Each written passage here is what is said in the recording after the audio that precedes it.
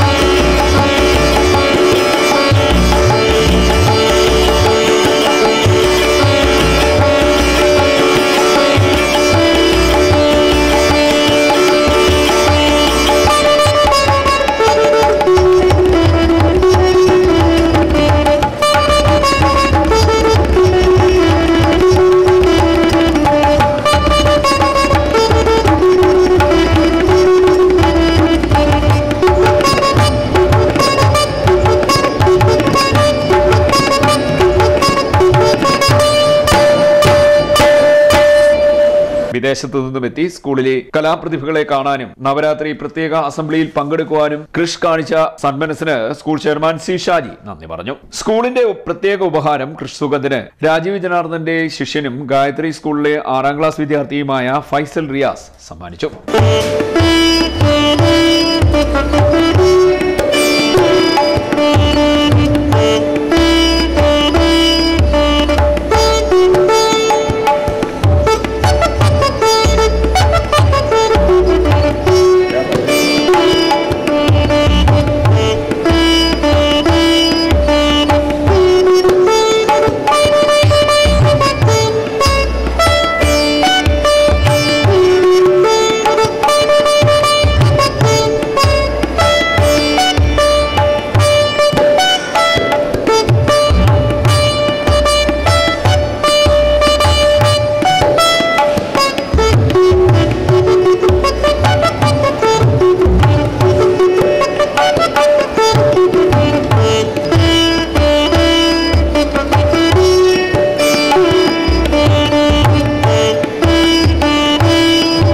CDNet News, Kayamkulam.